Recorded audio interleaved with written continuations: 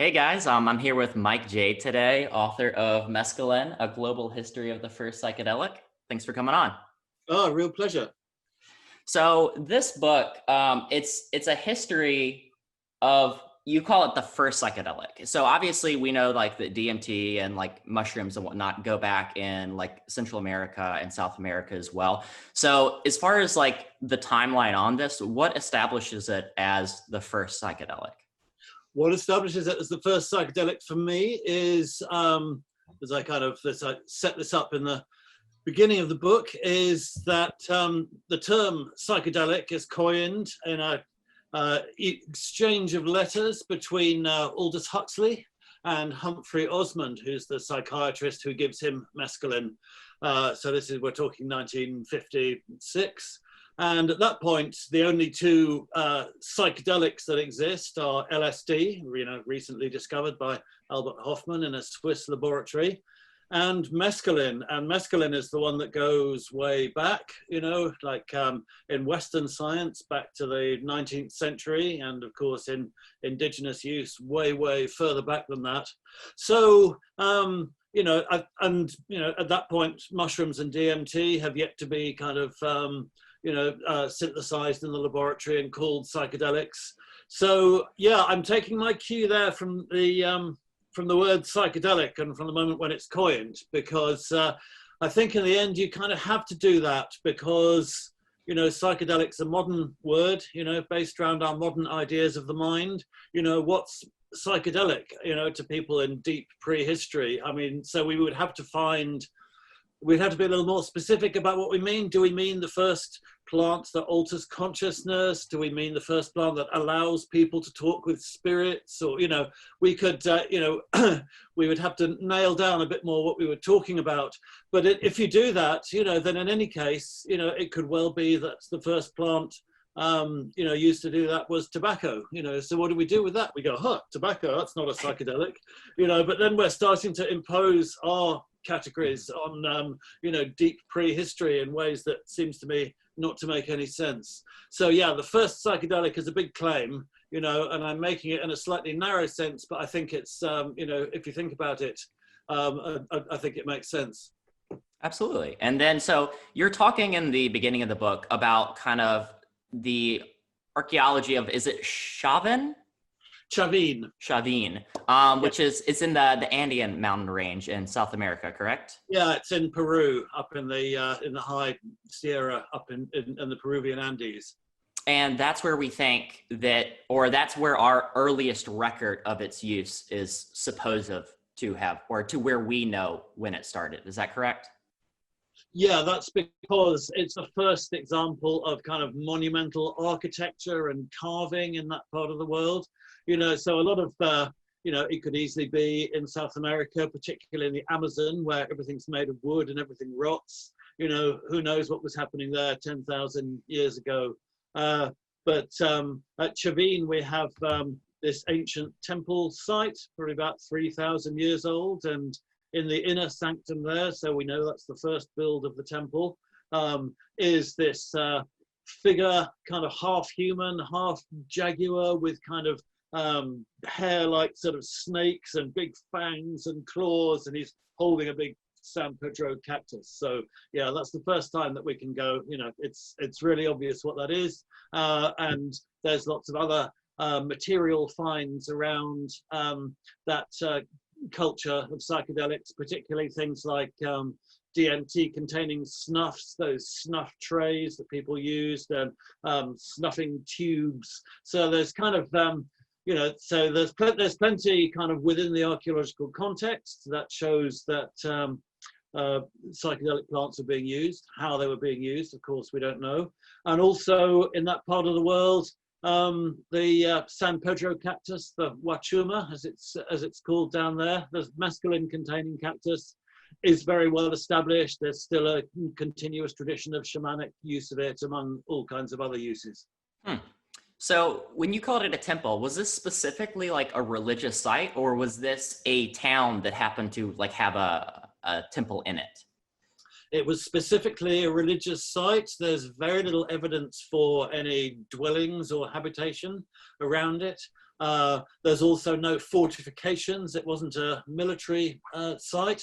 And it appears to be a temple that was designed for ritual use. And we know that it attracted people from a lot of different cultures and from a big distance, because we see what archaeologists call Chavínoid styles of sculpture, figures like, you know, these kind of fanged and clawed sort of supernatural beings. They appear around, you know, up and down the Peruvian mountains. There was a trade route down to the coast and down into the jungle as well. So it's the Peruvian archaeologists who opened up this site said, you know, this is the cradle of Peruvian civilization because it's got the three things, you know, the coast, the mountains, and the jungle, you know, and we see them all here in the iconography. That's wild. So you have this like ancient kind of prehistoric use, and then you get into, is it the 1800s when, now correct me if I'm wrong, it's kind of adapted as a religion by the Native Americans. Is that correct? Yeah, okay. That's right. I mean, that's the peyote, which is the other mescaline containing cactus, which grows in the north of Mexico, in the deserts in the north of Mexico, and a teeny little bit over the border in Texas. And there are Mexican people like the Huichol who have used it for a long time and still do. You know, there are surviving peyote cultures there. But it looks like, you know, by the sort of mid 19th century, there was it was being traded, and so Native American tribes from, you know, what's now the United States, people like, you know, some Apache bands probably, you know, were familiar with it, but most Native American plain tribes weren't, and they encountered it for the first time in the period after the Indian Wars, kind of in the 1880s, in the period of forced captivity on the reservations, and particularly after the Texas Railroad was built in the 1880s. And then peyote could get from Texas up to Oklahoma. And the first kind of, it seems that, you know, the Plains peyote ceremony, you know, what became later the Native American Church rite, probably started in southern Oklahoma, in the around the Wichita Mountains, in the reservation there that was the Comanche and Apache and Kiowa. So, and I spent some time, that was easily the most awesome bit of researching the book, was spending time down there and trying to, you know, get to the origin story of all that. You actually attended a ritual at the end, right? Yeah, that's right. That's crazy. Yeah. That was great, and that I learned so much from that and had such a great time.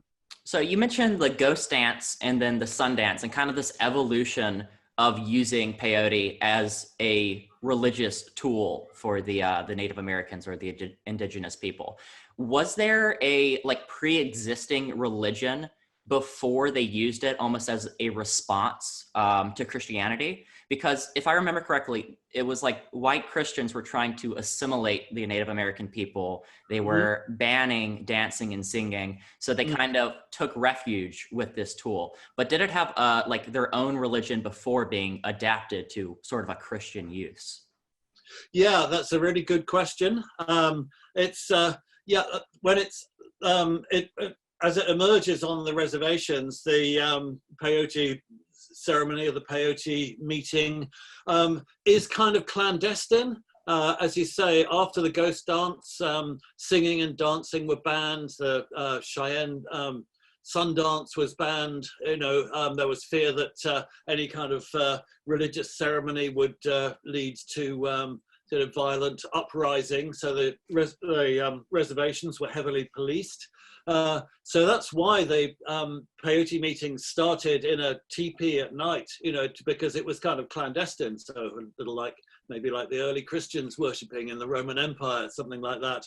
And the other kind of thing about it that really helped it to spread, it was pan-tribal. The ghost dance had been pan-tribal. You know, a lot of different tribes had got together for that.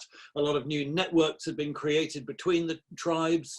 In the forced captivity in the reservations, then suddenly all these people were being placed cheek by jowl with other people who they, from hundreds of miles away, and there was a kind of a bit of a pidgin language got going for people to talk. So this was a religious ceremony that emerged, which all tribes could participate in, and there's still that ethos. If a chapter of in the case in which where I was, a Comanche chapter of the Native American Church holds a meeting, it's good to have people from other tribes there. That's kind of still part of the ethos. So it does draw on elements of ceremonies that were there before. And actually, Richard Evans Schultes, the great sort of ethnobotanist who spent time there in the 30s, looked at all the different plants that were used in the peyote ceremony then, and he said all of these things, all the sage and the cedar and everything was kind of traditional and sort of shared by all these plains cultures. The peyote was the only thing that was new. It was kind of a new focus for a whole bunch of old rites, and it was the place where this culture that was, as you say, being wiped out. The whole the assimilationist policy, the federal policy was like, well, in the future there aren't going to be any Indians, and all the kids are going to go off to school and be Christians and speak English. So it was the place, it was the kind of crucible where this this culture was shaped and turned into something that could survive with a white majority culture around it. So you had the Europeans, or I guess now the Americans, this is after the war and everything, but you had them trying to wipe out this culture. When they found out about these rituals, was there like kind of a renewed target about what aspect of their culture to destroy? Did they specifically come after trying to ban the cactus, or did they specifically like try to ban that ceremony after they found out about it? They tried to ban the cactus, and in fact it was the sale of the cactus was banned on a lot of reservations. A couple of states like Nevada kind of banned the cactus, and they were sort of, by the late 19th century they were pushing very hard for a federal ban. Once you've got the first kind of laws to criminalize drug sales, the Harrison Act in 1914, opium and cocaine. Once there was such a thing as an illegal drug, then there were always people trying to add peyote to the list. And the missionaries were very keen to suppress it. The missionaries still saw, their mission on the reservation as being saving souls for Christ. So anyone who was still taking peyote was kind of trapped in the sort of pagan darkness of the old ways. So it was all very kind of Manichaean in that way. It was all very kind of good and evil. And there was all kinds of pressure to close it down and to prohibit it. And that's why the Native American Church formed in 1918 was, to have an umbrella of protection, as they called it. They were, once you've got a church, and it's licensed in the state of Oklahoma, you've got protection under the First Amendment, and you write in your articles that peyote is your sacrament. So it kind of gave it a legal status for protection, which it still had, and that was by no means the end of the struggle. Decades of legal harassment after that, and before we got to where we are now. So you mentioned the missionaries specifically trying to wipe it out. Now, if I remember correctly, there was a group of Mormon missionaries that almost tried to, so the tribes adapted the peyote ritual to Christianity, but then the Christian Mormons got a hold of it and they almost tried to readapt it back to Christianity. Is that right? Yeah, that was a great story that I hadn't come across before I started researching the book. But it turns out that, in fact, Frederick Smith, the grandson of Joseph Smith, the founder of the Mormons, had his Mormon church, and this was kind of about 1900s, 1910s, and he was. That was the progressive era. He was very much a progressive guy, and he was worried that, in this new industrial mechanized age, life had become disenchanted, and what people really needed out of their religion was a proper ecstatic experience, and just filing into church and getting a sermon and leaving was not it. And he, of course, the Mormons had always been very engaged in conversion, and being out in the Southwest, they'd always been in proximity with Indian tribes, and Frederick Smith became quite involved with a couple of Native American church groups, spent time with them, did ceremonies with them, and wrote for Mormon newspapers about how great this was, and how this was exactly the kind of thing that we needed to really kind of, sort of give, our people a direct connection with God in their worship. And and he was a good guy. He went on to lobby, the federal bureaus, against the prohibition of peyote. He was a stand-up guy in that respect. So what I found was fascinating is you have this Indian Native American use where it's very spiritually focused, and you talk about their oral tradition. They don't have a lot of writings about the subjective effects, but you get, and the Mormons kind of, I guess, appreciated that aspect of it. They wanted to, fight against like the modernization of society.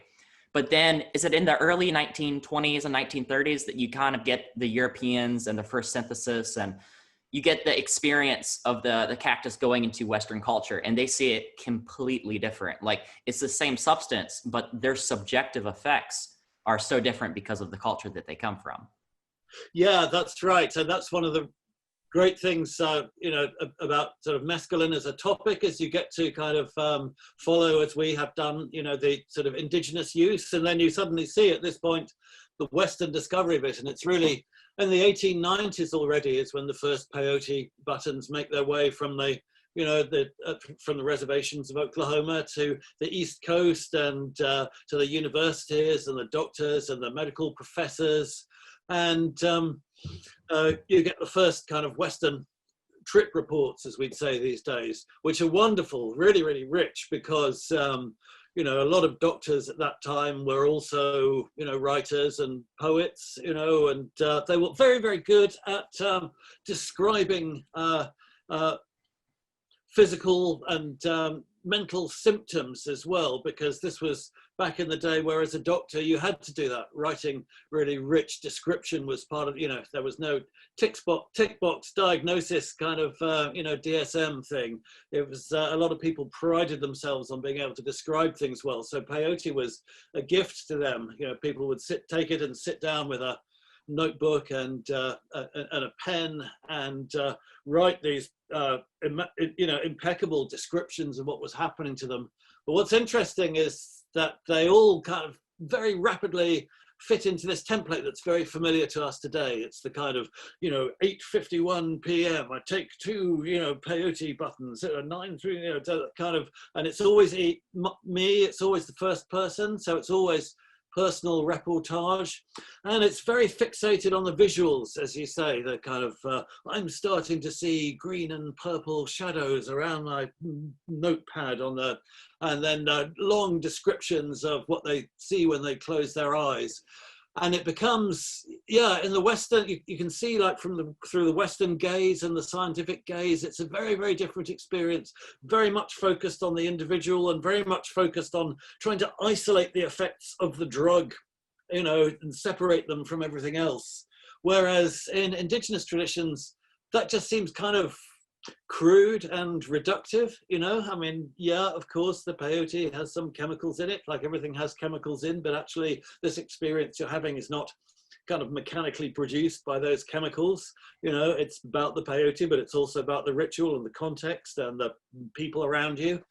So you see that the way the experience is constructed, in Western, particularly Western science, is so very different from the way in which it's understood in its indigenous culture. What I thought was also very interesting is you kind of talk about all the benefits this has to the early Indian cultures and what have you, and it's bringing people together, it's forming a unified front against assimilation. But then you get it into this like ragtag group of Westerners, and you have these magic men using it, and then you have these surrealists using it, and these painters, and it seems like once that happens, a lot of the literature that you're reporting on is very negative experiences. It doesn't seem like these people are getting a lot of value out of it. At least that was me reading into it. Is that what you found as well? Everybody seems to either have the best time of their life or the worst time of their life. You know, I guess that's the thing about psychedelics. They're non-specific amplifiers, as Stanislav Grof says. You know, if you're having a great time, won't just be a great time. It'll be a kind of cosmic experience. If you're having a bad time, it won't just be a bad time. It will be kind of intense and nightmarish. And I tried to give a selection of both. I think you get a selection of both. But I think, through that early period, all the way up to the sort of 50s and 60s, a lot of people take it, but usually they only take it once, and quite often it's people who we know quite well in other contexts. So, Jean-Paul Sartre, or Walter Benjamin, or sort of kind of big figures like this. It's fascinating to see what they make of it, but they kind of take it as this very intense, and usually kind of physically pretty grueling experience that you're glad you've gone through, but you're not necessarily going to do it again. Absolutely. I particularly like the quote by Sartre, where he said, basically, if you mistrust the universe, your response is to scream. If, like Huxley, you trust the universe, and your response is one of wonder and delight. That jumped out to me, and I just thought that was probably a good, distillification of the experience. Yeah. But yeah, so you talk about how the use happens until the 50s and 60s, and then does it fall off after the synthesis of LSD? Is that correct? Yeah, what happens is when LSD comes along, people like Albert Hoffman, who synthesized it, recognized straight away, oh, this is like mescaline. That's where they go, well, we need another word for these drugs, because at that point they kind of came out of psychiatry and clinical medicine, and the terms to describe them were all like, psychotomimetic or hallucinogen. They all kind of connected them to mental illness or schizophrenia. So that was the point of the word psychedelic, was to say, let's have a a term that doesn't pathologize this experience. And but I think when LSD comes along, what strikes everybody is that it works at such a much smaller dose. Tiny amount. So that has kind of logistical consequences. If you're thinking about, you're a lab, when you're thinking about buying a gram of LSD or a gram of mescaline, well, a gram of mescaline is 3 doses. A gram of LSD is thousands of doses. So it's partly that.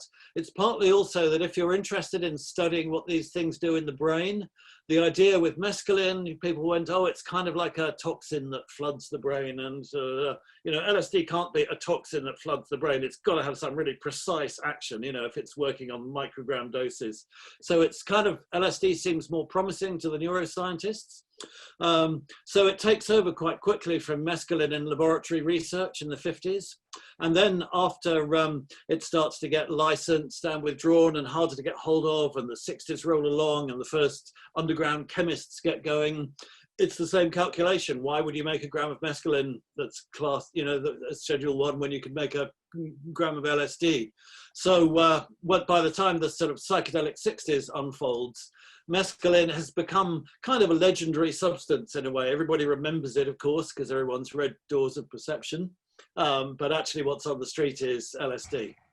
I thought that was very interesting. You talked about like microdots being sold as mescaline, but the actual microdot was not large enough to contain the amount of mescaline needed for it to work. I thought that was very interesting. So it obviously had this kind of like you said, legendary aura to it. Yeah. I thought that was interesting.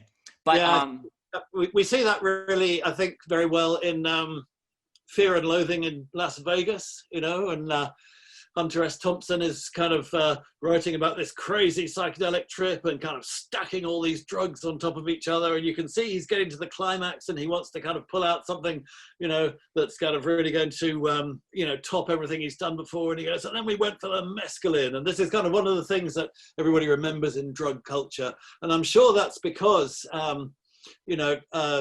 at that point, it was this legendary substance. Everybody knew what you meant, but nobody had actually done it. So it had this kind of, semi-fictional kind of great possibilities for writing around it at that time. So pulling back to the kind of comparison between mescaline and LSD. Now, these are 2 different classes of drugs entirely. mescaline being a penethylamine, and then LSD is that a tryptamine, or is that okay? And so, but they have very similar effects. From what I was reading, is it correct that like mescaline has a more intense body or maybe a spiritual aspect to it? Or what sets the two apart, being different classes of molecules? Yeah, LSD is a tryptamine, so that's the same, much more closely related to mushrooms and DMT and those kind of other major psychedelics. So mescaline is the odd one out, being a phenethylamine. That's the reason why you have to take a much larger dose of it. MDMA was kind of developed from mescaline, you know, that's kind of much more closely related, and that's why you need a big thick pill of, you know, it's the same thing, you need like 300 milligrams or whatever. So for that reason, because mescaline is a phenethylamine, it doesn't cross the blood-brain barrier quite so effectively, which is why you have to take a much larger dose. And for that reason, it also takes longer to come on. It can take an hour or two, you know, before your body's really absorbed it. And also because you're taking a larger amount of it, it has more physiological effects. And phenethylamines also work on sort of the adrenergic system. So you get a lot more, you know, kind of sort of heart pounding and sort of blood pressure drops and, you know, physical effects like that. And it, in the same way that it takes longer to get through the blood-brain barrier, it also takes longer to leave the body. So a mescaline trip is longer, you know, 10 or 12 hours. So it's pretty long and physical and grueling. It's very, very colorful and psychedelic at the same time. And you can see why, yeah, like you said, some people kind of, this starts coming on and they go, wow, this is amazing. And other people go, oh my God, I'm going to die. I love it. But we currently, in like modern science, we see John Hopkins and these different universities running trials with psilocybin mushrooms and LSD, whether it's like microdosing trials and neurogenesis, or whether it is mystical experiences induced by mushrooms that are trying to help people overcome PTSD. Do we see any of kind of like that westernized medical benefit from mescaline? I mean, obviously you have the spiritual aspect that is pretty proven that they use this as a healing medicine for the spirit, but do we see the Western benefits like we see in the class of tryptamines, or is it kind of left out for one reason or another? I think it's partly left out because it was in the story so early. So of course it was criminalized very early and very heavily, you know, by the end of by 1970, you know, it was Schedule 1 and a real no-no. So I think what determines which psychedelics get used in therapy at the moment, quite a lot of that is about how easy it is. We're seeing a lot of ketamine therapy because ketamine's already licensed, right? I mean, this is an off-label use, but it's easier to get trials for that. I think with the John Hopkins, you know, they've said that one of the reasons that they picked psilocybin was because it sounds kind of more sciencey. It's not like saying LSD or ecstasy or, you know, kind of, you know, it doesn't have a street name, you know, so I think a lot of which psychedelic been selected for these trials is to do with public relations and how easy it is to get it through the trial system. There's no reason, I don't think, why mescaline shouldn't work just as well, but it is harder to manage, you know, and it's, you know, because it, you know, it's a long and physically heavy trip. So I think you can see why people in trials are moving towards kind of lighter and shorter ones. And in fact, because it was Alexander Shulgin, the chemist, who was really became a psychedelic chemist after his first mescaline trip. And his whole thing was, well, what, you know, let's see if there are any other analogs of this. And that was when he came up with MDMA and 2CB and all those kind of dozens of, you know, drugs which are kind of in the, you know, phenethylamines in the mescaline spectrum, mescaline stepchildren, we might call them. You know, they're, you know, they're easier to handle. There's a bit less, you know, they've got more physicality to them than sort of LSD or mushrooms, but it's a bit more euphoric and a bit more pleasant and a bit more manageable, and they're a bit shorter. And, you know, so I think that's partly why, I mean, you know, I think if psychedelic therapy gets up and running in its clinical context, there's no reason why people shouldn't use mescaline. But I can see why in the trials it's been kind of too illegal and too long acting and kind of too large dose. It's got all these things against it. And I imagine the body load might be working against it as well. I mean, and like if you have something like LSD, which primarily works just on like one system in the brain, that might be preferable to isolate effects possibly. Yes, although the physical effects are, I mean, are things that you can work with. Certainly in the Native American church ceremony, it's you know, there's a whole enormous great kind of ritual constructions that start off with the sort of blessing all the elements that are going to be used, and sort of incense and things passing around the circle, and then you kind of start with your drumming and music, and all this kind of is going on during that bit that's physically quite heavy, and it kind of takes you out of yourself because you're being part of you're part of the ritual. And then there's kind of a moment at midnight where the roadman, who's officiating, sort of blows this eagle bone whistle and goes, right, okay, now we're through that phase, and we're properly up and running, and on we go. So I think though all those physical effects can be turned to the advantage. You can sort of build narratives around them, which are really helpful in understanding, okay, I'm going through an ordeal. It's like, I've had to be very brave to do this. I'm going to get through it. I'm tough. I'm out the other side. Now I've got a great moment when I can really think about changing my life. Absolutely. Well, this has been absolutely fascinating, Mike, and I appreciate having you on. For our listeners, if they want to find more about you or purchase your book, where is the best place to find you or do that? It's Mike J. MikeJ.net is my website, and you'll find a page on the book there with a bunch of stuff, videos and podcasts, and all my other books and everything. So that's the place to go to. And you can follow me on Twitter, though I don't kind of post very much, but I guess I won't waste your time too much. It's been a real great pleasure talking to you, David. Absolutely. And then for all our listeners, I'll link all those links in the comments below. All right. See you guys.